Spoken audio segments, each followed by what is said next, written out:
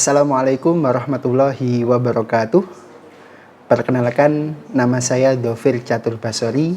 Saat ini saya mengajar di program studi Ekonomi Syariah Fakultas Agama Islam Universitas Muhammadiyah Jember. Adapun NIDN saya adalah 07 12 04 90 02. Pada kesempatan ini saya ingin menyampaikan tentang PDD UKT-PT berupa dokumen video pernyataan dari dosen dalam unjuk kerja Tridharma Perguruan Tinggi, khususnya dalam bidang pengajaran.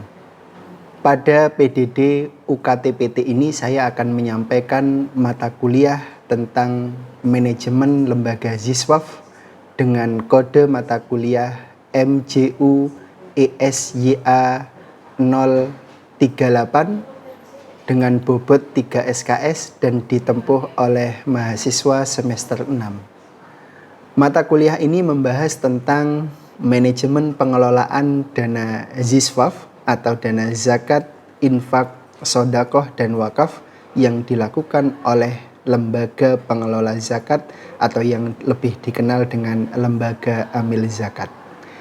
Video ini merupakan pertemuan ketiga dalam proses pembelajaran yang kita lakukan dengan topik manajemen pengelolaan lembaga Ziswaf. Metode perkuliahan yang kami gunakan pada pertemuan kali ini adalah metode DIE, yakni delivery. Kami akan menyampaikan materi secara utuh kepada para mahasiswa, kemudian dilanjutkan dengan interaction atau interaksi dua arah antara pengajar dengan mahasiswa, dan yang terakhir adalah assessment atau evaluasi di akhir pertemuan. Sedangkan metode atau media yang saya gunakan dalam pertemuan kali ini, media pembelajarannya adalah menggunakan PPT untuk menggambarkan tentang materi yang akan kami sampaikan sehingga memberikan gambaran utuh kepada para mahasiswa. Dan pada sesi yang terakhir kami akan memberikan penugasan kepada para mahasiswa dengan membagi kelompok dan melakukan diskusi dengan persoalan yang kami ajukan. Mari kita simak video pembelajaran mata kuliah manajemen pengelolaan Ziswaf di kelas.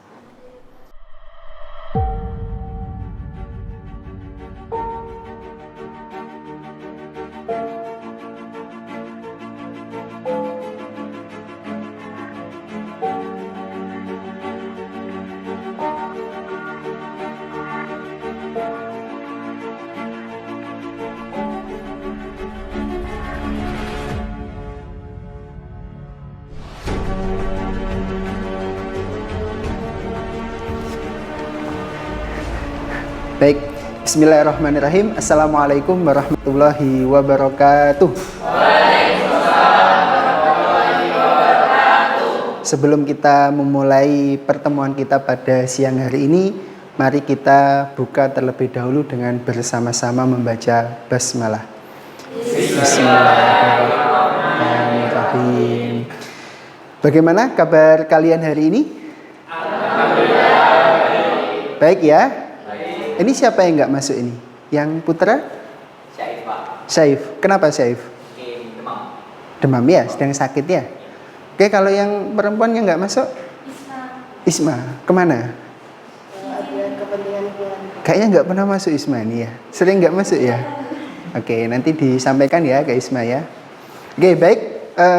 Pada siang hari ini kita sudah memasuki pertemuan yang ketiga, di mana pada pertemuan ketiga ini kita akan membahas tentang manajemen pengelolaan lembaga Ziswaf. Ya, manajemen pengelolaan lembaga Ziswaf. Di mana pada pertemuan pekan lalu kita memahami tentang apa itu zakat, apa itu infak, dan apa itu sodakoh serta wakaf.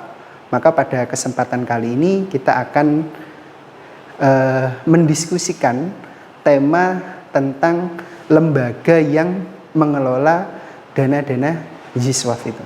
Ya, karena ini juga penting. ya, pengelolaan dana Ziswaf oleh lembaga ini akan menjadi sesuatu yang urgent untuk kita lakukan agar memiliki daya guna yang lebih luas lagi, memiliki kebermanfaatan yang lebih luas. Jadi diharapkan nanti setelah materi yang akan saya sampaikan, kalian bisa memahami apa itu manajemen, apa itu lembaga, dan lembaga-lembaga atau organisasi-organisasi apa saja yang mengelola dana zakat, infak, sedekah, dan wakaf. Adapun metode pembelajaran yang akan saya gunakan pada kesempatan kali ini, yang pertama, nanti saya akan menjabarkan tema tentang manajemen pengelolaan lembaga Ziswaf dengan berbagai urgensinya, serta tidak lupa di akhir perkuliahan nanti akan ada evaluasi dalam bentuk diskusi nantinya, ya. Jadi setelah saya menyampaikan materi tentang manajemen pengelolaan lembaga Ziswaf, nanti di akhir akan ada assessment, ya, berupa evaluasi terhadap materi yang saya sampaikan melalui metode diskusi. Baik, sudah siap ya? Oke. Untuk sementara mungkin HP-nya bisa di silent dulu sehingga tidak mengganggu dalam kita belajar, serta bisa mempersiapkan alat tulisnya. Oke, baik. Jadi materi yang akan kita diskusikan pada pertemuan kali ini adalah tentang manajemen pengelolaan lembaga Ziswaf. Nah, sebelum kita masuk ke lembaga Ziswaf atau penerapan manajemen kepada lembaga Ziswaf, kita terlebih dahulu memahami apa itu manajemen. Ya, baik.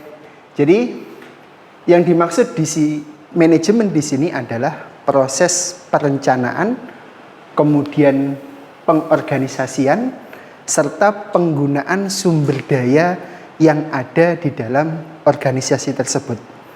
Jadi dalam proses manajemen itu harus ada perencanaan, pengorganisasian, serta pendayagunaan sumber daya yang ada di dalam organisasi tersebut.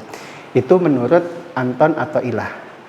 Adapun menurut Setyobudi Indartono bahwa yang dimaksud dengan manajemen di sini adalah proses perencanaan, kemudian dilanjutkan dengan proses pengorganisasian, penyusunan personalia, pengarahan, pengawasan, di mana pada masing-masing anggota yang ada di dalamnya memiliki fungsi dan tugasnya masing-masing sesuai dengan kedudukannya. Ya. Kalau kita mengacu kepada Undang-Undang Nomor 23 Tahun 2011 tentang pengelolaan zakat, ya, maka pengelolaan zakat itu harus dilakukan oleh sebuah lembaga amil zakat atau lembaga pengelola dana Ziswaf itu. Ya, dan sudah disebutkan di dalam undang-undang tersebut bahwa dalam proses pengelolaan dana Ziswaf itu harus ada perencanaan, ya, sebagaimana teori manajemen tadi, kemudian ada pelaksanaan dan pengorganisasian dalam pengumpulan khususnya. Setelah terkumpul itu kemudian didistribusikan dan didaya gunakan.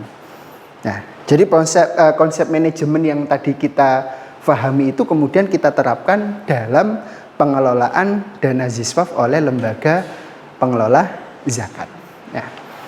Jadi yang pertama, bahwa lembaga pengelola zakat atau yang kita kenal dengan lembaga amil zakat memiliki kewajiban untuk melakukan pengumpulan dana zakat. Ya, melakukan pengumpulan dana zakat. Kemudian yang kedua, setelah dana zakat itu dikumpulkan, dana infak itu terkumpul, dana sedekah itu sudah terkumpul, maka selanjutnya tugas lembaga tersebut adalah melakukan distribusi kepada mereka yang berhak. Dan ini disebutkan di dalam Al-Quran ada 8 golongan yang berhak untuk mendapatkan zakat. Ya, dan itu harus. Baik. Selanjutnya, ya, kalau kita terapkan, ya, manajemen itu kepada lembaga pengelola Ziswaf, maka lembaga tersebut setidaknya harus melakukan 4 hal ini. Ya, tadi hampir sama dengan tugas dan kewenangan lembaga amil zakat yang terdapat di dalam Undang-Undang Pengelolaan Zakat. Ya, ada 4 hal yang perlu dilakukan oleh sebuah lembaga pengelola zakat. Yang pertama, planning atau tadi apa? Perencanaan. Ya, ini tidak hanya lembaga atau organisasi pengelola zakat saja yang harus melakukan planning, tapi organisasi apapun harus melakukan apa yang disebut dengan perencanaan. Apa bentuk perencanaan oleh lembaga zakat? Yang pertama, dalam proses planning atau perencanaan itu, lembaga zakat itu melakukan fundraising, melakukan sebuah perencanaan dalam rangka untuk apa? Menggali dana zakat yang ada di masyarakat. Dan yang terakhir adalah controlling, ya, sebagai sebuah bentuk pengawasan, maka dilakukan controlling oleh Dewan Syariah yang ada di masing-masing organisasi zakat itu. Baik, sebelum melangkah kepada submateri selanjutnya, mungkin ada pertanyaan dari materi yang sudah saya paparkan, silahkan. Oke, Mas Afrizal. Ini tentang proses manajemen perbagian organizing, ya. Nah, lembaga Giswaf itu kan banyak sekali di Indonesia. Apakah ada aturan yang mengikat mereka untuk ada batasan-batasan mereka memberikan? Jadi misalnya batasan daerah lah atau batasan cakupan area yang mereka distribusikan. Oke, baik.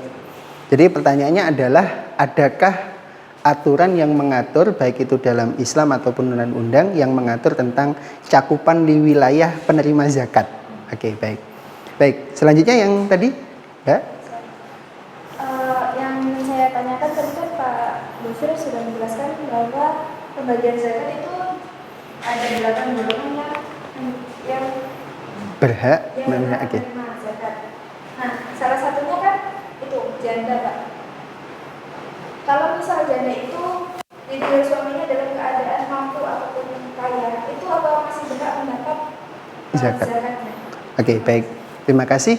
Jadi ada 2 pertanyaan ya, yang kalau kemudian kita kelompokkan itu ada pada tahapan organizing. Baik, yang pertama pertanyaan dari Afrizal ya, tentang cakupan wilayah. Nah, ini yang perlu kita ketahui bersama. Jadi kita petakan, kita bedakan antara zakat, kita golongkan zakat sesuatu yang wajib, kemudian infak, sedekah, dan wakaf yang sifatnya sunnah. Ya. Yang pertama, ketika dana zakat yang diamanahkan kepada lembaga pengelola zakat itu, cakupan wilayahnya penerima zakat itu adalah wilayah terdekat di mana lembaga zakat itu ada untuk dana zakat. Karena memang zakat ini merupakan ibadah yang aturannya itu jelas. Mulai dari apa yang wajib dizakatkan, apa yang wajib dizakati, siapa yang wajib menerima, termasuk cakupan wilayahnya itu diatur. Ini zakat yang sifatnya adalah wajib. Adapun infak, sedekah, dan wakaf yang sifatnya luas, yang sifatnya sunnah, ini memiliki cakupan yang lebih luas. Ya, kalau di dalam lembaga pengelola zakat itu namanya dana kemanusiaan yang cakupannya itu luas. Ya, jadi kalau dana zakat itu terbatas pada 8 asnaf dan penerimanya itu terbatas pada wilayah yang paling terdekat dari lembaga pengelola zakat itu sendiri.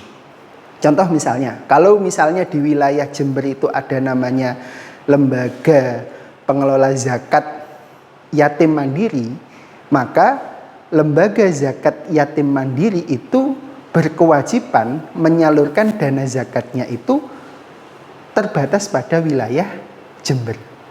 Tapi ketika dana infak, sedekah, termasuk juga di dalamnya itu wakaf, ini boleh disalurkan ke luar wilayah Jember. Ya, misalnya dana kemanusiaan, di Semeru ada letusan Gunung Merapi, Maka ketika lembaga amil zakat itu ingin menyalurkan dana kemanusiaannya, maka yang boleh diambilkan itu adalah dana infak, sedekah, dan wakaf itu. Tapi kalau zakat itu wilayahnya terbatas dan penerimanya juga terbatas. Ya, jadi memang ada cakupan wilayah yang berhak untuk menerima zakat. Ini pertanyaan yang pertama dari Mas Afrizal. Tapi kalau dana kemanusiaan, infak, sedekah, dan wakaf itu cakupannya lebih luas. Sehingga kalau misalnya kita mendengar infak ke Palestina, nah itu dana yang digunakan adalah dana kemanusiaan itu tadi. Karena yang harus diutamakan itu adalah orang-orang miskin yang paling terdekat dengan kita, paling dekat dengan lembaga zakat tersebut. Itu ya Mas Afrizal ya, bisa difahami ya. Oke. Kemudian pertanyaan yang kedua, mustahik penerima zakat. Ya, ada berapa? 8 yang disebutkan di dalam Al-Quran surat At-Taubah ayat 60. Baik, subbab selanjutnya adalah penjelasan tentang tujuan dan fungsi penyaluran zakat melalui lembaga pengelola zakat. Ya. Jadi, kenapa kita dianjurkan atau ditekankan untuk menyalurkan zakat, infak ataupun sedekah melalui lembaga pengelola zakat? Ya. Yang pertama, yang harus kita fahami terlebih dahulu bahwa di dalam surat At-Taubah ayat 103, di situ Allah Subhanahu wa taala berfirman, "Khudh min amwalihim shadaqatun tutahhiruhum wa tuzakkihim biha."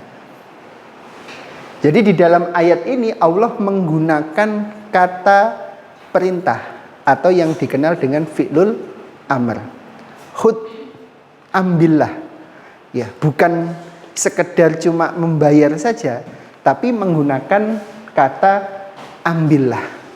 Ini menunjukkan bahwa harus ada sekelompok orang untuk melakukan penarikan zakat. Ya. Kenapa demikian? Karena ada sebagian, tidak hanya kecil, tapi sebagian besar dari umat Islam, khususnya mereka yang memiliki kekayaan, mereka lupa untuk membayar zakat. Ya, bahkan mereka juga mungkin tidak tahu ada kewajiban-kewajiban yang harus dibayarkan dari harta yang mereka miliki. Misalnya seorang pengusaha, ya, asetnya begitu besar. Tapi karena dia tidak memahami konsep zakat tentang apa yang diwajibkan untuk dizakati, maka kemudian mereka tidak membayarnya. Ya, sehingga di dalam ayat ini jelas Allah Subhanahu wa taala menggunakan kalimat perintah, ya, menggunakan kalimat khud, ya, sebagai sebuah kewajiban untuk mengambil atau mengumpulkan zakat dari para muzaki. Ya. Ini harus dilakukan, ya. Sehingga penting adanya lembaga pengelola zakat. Oke, baik.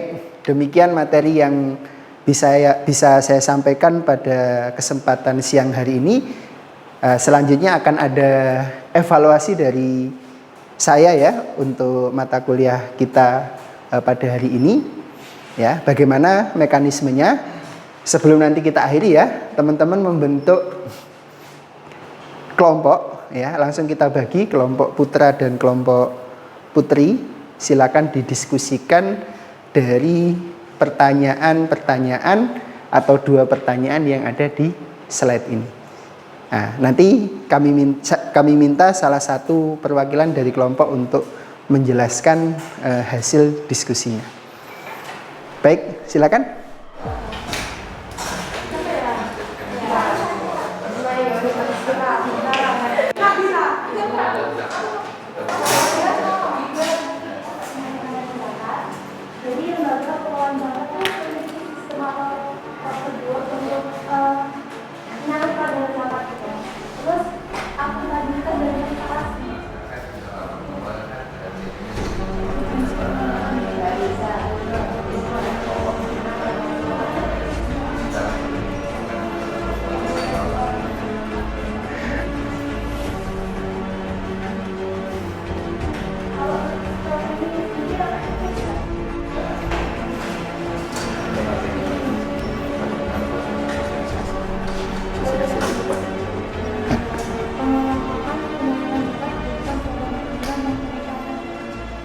sebentar, itu kan penyalurannya. Kalau fundraisingnya, pengumpulan. Cukup ya diskusinya ya? Sudah cukup? Oke, baik. Selanjutnya saya minta dari masing-masing kelompok untuk mewakili kelompoknya menyampaikan hasil diskusinya tadi ya, dari kelompok putra 1 dan kelompok putri 1 ya. Baik, yang pertama untuk kelompok putra dulu. Siapa juru bicaranya? Oke, Mas Afrizal. Silakan berdiri, yang lainnya disimak, bisa disampaikan hasil diskusinya.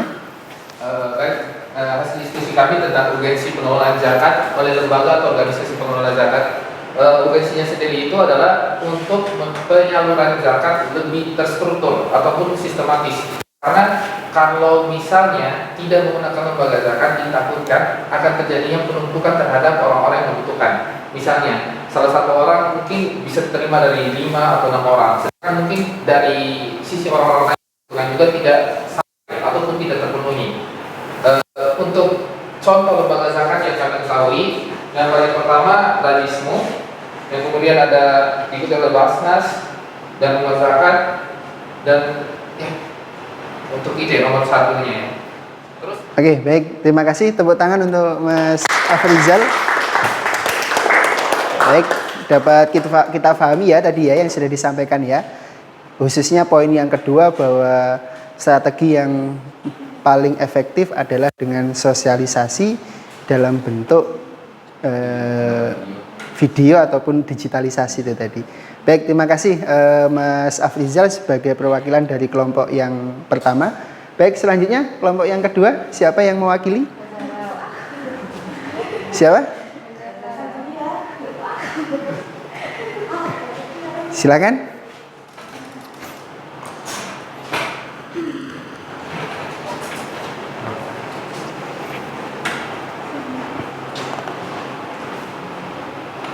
Dari hasil diskusi kami mengenai urgensi pengelolaan zakat dan oleh lembaga atau organisasi pengelolaan zakat serta contohnya yaitu tentang urgensi perlunya ada identifikasi kebutuhan mustahik. Jadi lembaga pengelolaan zakat itu melakukan pemetaan dan analisis kebutuhan para mustahik. Lalu dengan begitu kan lembaga itu dapat menyalurkan dana zakatnya dengan efektif. Lebih tepat sasarannya ya? Ya, lebih tepat sasaran. Terus juga ada perencanaan penyaluran. Jadi sebelum dana itu disalurkan kepada para mustahik ataupun orang-orang yang berhak untuk menerima sedekah atau zakat itu perlu adanya perencanaan, sehingga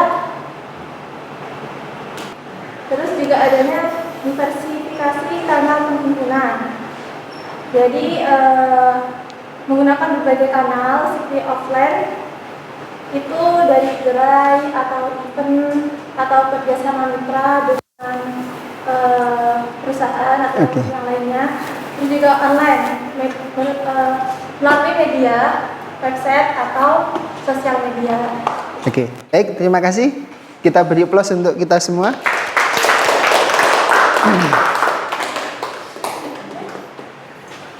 Baik, jadi kesimpulan dari materi kita pada siang hari ini tentang manajemen pengelolaan lembaga Ziswaf. Yang pertama, bahwa dalam proses manajemen pengelolaan lembaga Ziswaf, setidaknya ada 4 hal yang harus terpenuhi. Yang pertama itu adalah perencanaan, ya. Kemudian yang kedua ada pelaksanaan, kemudian ketiga ada pendistribusian, dan yang keempat adalah evaluasi. Dan salah satu bentuk evaluasi di dalam lembaga pengelola zakat itu adalah melalui Dewan Syariah itu. Ini yang pertama. Kemudian yang kedua, bahwa urgensi penyaluran zakat kepada lembaga pengelola zakat atau organisasi pengelola zakat ini menjadi sangat penting untuk kita lakukan agar yang pertama memberikan pemerataan kepada para penerima zakat agar lebih merata, tidak terjadi satu penumpukan. Yang kedua adalah sebagai bentuk akuntabilitas ya terhadap pengelolaan dana Ziswaf itu ya, dan yang tidak kalah pentingnya adalah bagaimana kemudian dana Ziswaf itu mampu memberikan dampak yang jauh lebih besar apabila disalurkan melalui lembaga amil zakat. Bisa difahami ya? Oke. Baik, kemudian untuk pertemuan selanjutnya tadi ada yang menyinggung tentang lazismu, kemudian basnas. Itu kira-kira apa perbedaannya antara lazismu dengan basnas? BUMN, kalau lazismu? Kepemilikan sendiri, lembaga swasta. Swasta ya. Oke, baik, nanti kita akan bahas lebih lanjut di pertemuan selanjutnya tentang organisasi-organisasi pengelola zakat, baik itu yang dibentuk oleh pemerintah ataupun yang dibentuk oleh organisasi kemasyarakatan, dan itu akan kita bahas pada pertemuan selanjutnya. Bisa difahami ya? Terus yang terakhir sebagai bentuk penugasan untuk pertemuan kita kali ini, nanti silahkan mengidentifikasi masjid-masjid terdekat untuk kemudian diwawancara ya. Apakah masjid-masjid terdekat itu yang mengelola zakat itu sudah sesuai dengan konsep manajemen pengelolaan zakat belum? Ya. Bisa ya? Jadi nanti kalian mengidentifikasi masjid-masjid terdekat, bagaimana pola pengelolaan dana zakatnya. Apakah sudah sesuai dengan manajemen pengelolaan zakat ataukah belum? Ya. Dibuat dalam bentuk laporan dan nanti dikumpulkan pada pertemuan selanjutnya. Baik, demikian yang bisa saya sampaikan pada kesempatan siang hari ini dari materi yang saya paparkan. Insya Allah kita akan bertemu lagi pada pekan depan dengan materi tadi, organisasi-organisasi pengelola zakat baik yang dibentuk oleh pemerintah ataupun yang dibentuk oleh swasta, dan bagaimana perbedaannya insya Allah akan saya jelaskan pada pertemuan selanjutnya. Demikian yang bisa saya sampaikan, kurang lebihnya mohon maaf. Jangan lupa untuk terus belajar membangun kepekaan sosial terhadap lingkungan, khususnya bagi yang membutuhkan. Kita akhiri pertemuan kita dengan bersama-sama membaca hamdalah dan doa kafaratul majelis. Subhanakallahumma wa bihamdika asyhadu an la ilaha illa anta astaghfiruka wa atubu ilaik. Kurang lebihnya mohon maaf. Wassalamualaikum warahmatullahi wabarakatuh.